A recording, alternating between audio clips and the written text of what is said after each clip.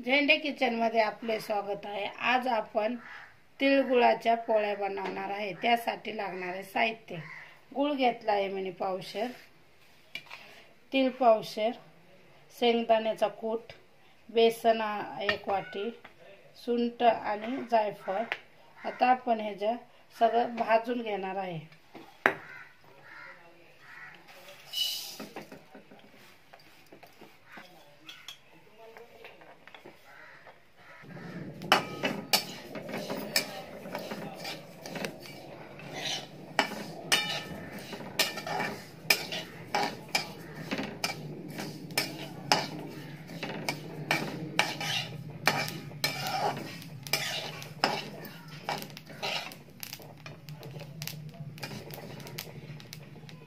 भाजून झाले की आपण हे मिक्सरला लावून घेणार आहे बारीक करून, आणि मग त्याच्या पोळ्या बनवून घेणार आहे।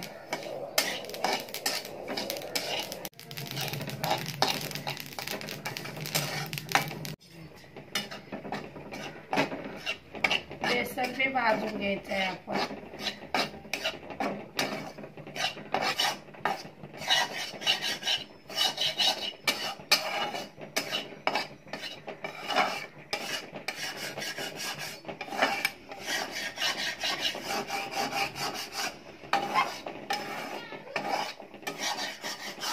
अशा प्रकारे आपलं बेसन भाजून झाले आहे।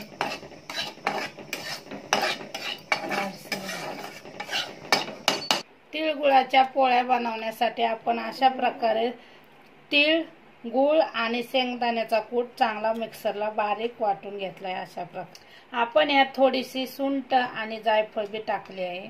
आता आपण त्या पोळ्या बनवणार आहे। तिळगुळाच्या पोळ्या बनवण्यासाठी आपण पीठ मळून घेतले, मीठ टाकून व्यवस्थित। तीळ आणि गुळाची पोळी बनवण्यासाठी आपण अशा प्रकारे गव्हाच्या पिठाचा उंडा घेणार आहे आणि ती व्यवस्थित असा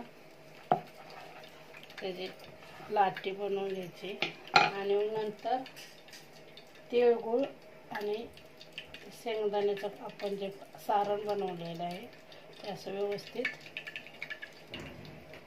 भरून घ्यायचं।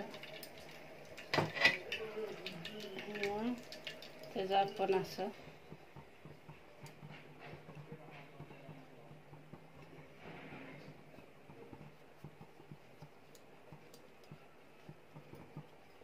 आपली पुरणपोळी कसं बनवतो तसं तिळगुळाची बी पोळी बनवू शकता। त्याच प्रकारे फक्त सारण वेगळ्या पद्धतीचं।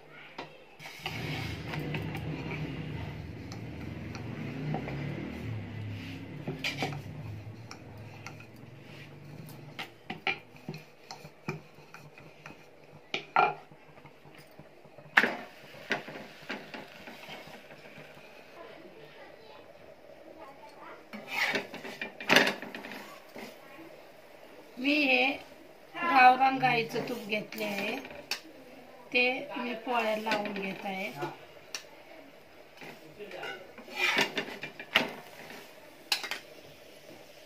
अशा प्रकारे आपली व्यवस्थित पोळी फुगली।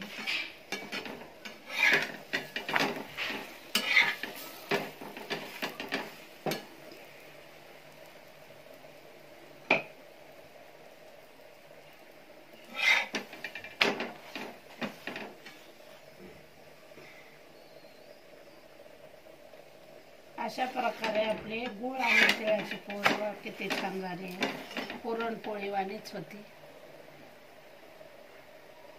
आता आपण आमटी बनवण्यासाठी चणा डाळ शिजाय टाकणार आहे। 4 शिट्ट्या देऊन आपण चणा डाळ शिजवून घ्यायची आहे। कटाची आमटी बनवण्यासाठी मी कोथिंबीर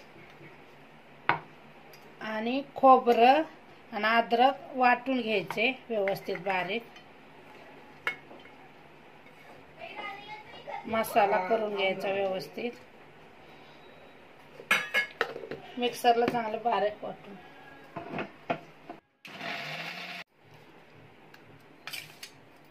अशा प्रकारे आपलं आमटीचं वाटण तयार झाले आहे. आता आपण त्यातच थोडीशी डाळ बारीक करून घ्यायची आहे, म्हणजे व्यवस्थित आमटी घट्ट होते.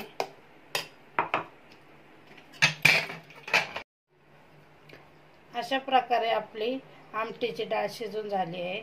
आता आपण ती थोडी बारीक करून घ्यायची, किंवा मिक्सरला बी लावू शकता तुम्ही.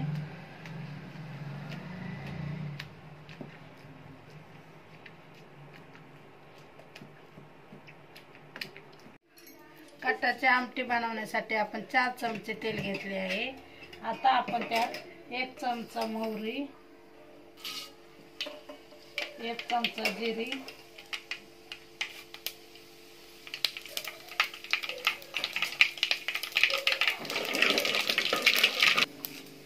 कढीपत्ता टाकायचा,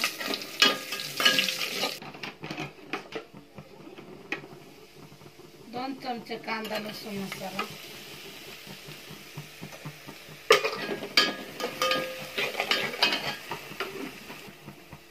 1 चमचा लाल तिखट. व्यवस्थित घालून त्यात आपण नंतर खोबरं आणि अद्रकचं वाटण टाकणार, कोथिंबीरचं.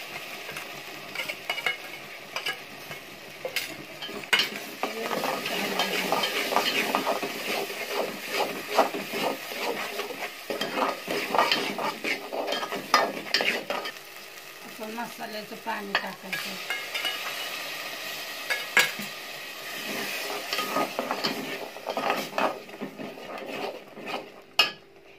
व्यवस्थित हलवून झाले की आपण त्यात 2 चमचे हळद,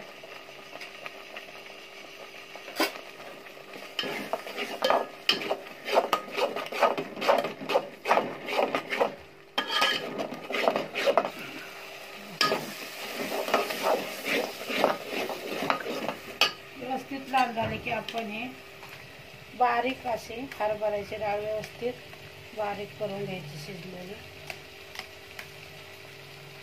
मी 4-5 शिट्ट्या केल्यामुळे ती डाळ चांगली झाली आहे. मसाला असा लालसर झाला की आपण त्यात टोमॅटो टाकायचे 2 कापून व्यवस्थित.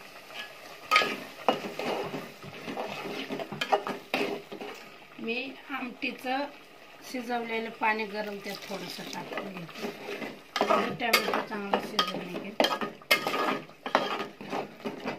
5 मिनिटं आपण त्यावर झाकण ठेवून शिजायला ठेवू.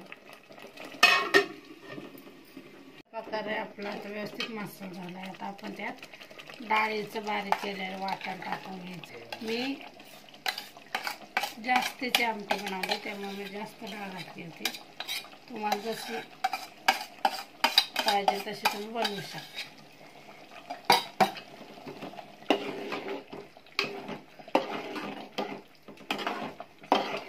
व्यवस्थित असं हलवून घ्यायचं. हे आपलं आमटीचं पाणी भरून मी त्याच्यात टाकलं आहे.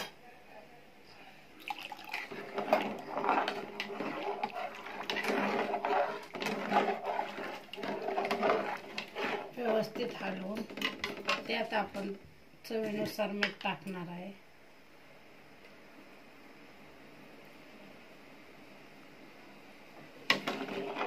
व्यवस्थित हलवून घ्यायचं. नंतर थोडी वरून कोथिंबीर कापून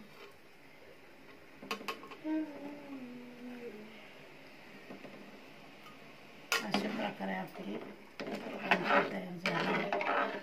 आता ते 5-10 मिनिटं आपण झाकण 5-10 मिनिटं ठेवून, झाकण जास्त पूर्ण झाकायचं नाही, अर्ध झाकायचं, कारण आमटी उतू जाते म्हणून असं झाकण ठेवायचं.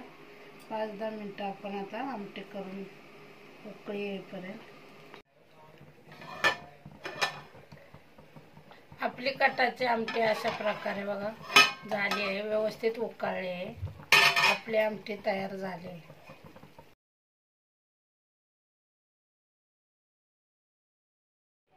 अशा प्रकारे आपली तिळाची पोळी झाली आहे व कट्टाची आमटी बी आपण त्या संग केली आहे खाण्यासाठी. आपण दूध किंवा आमटी बी खाऊ शकता. झेंडे किचनची रेसिपी आवडली असेल तर लाईक करा, शेअर करा, सबस्क्राईब करा, बेल आयकॉन दाबण्यास विसरू नका, कमेंट करण्यास विसरू नका. मकर संक्रांतीच्या हार्दिक हार्दिक शुभेच्छा.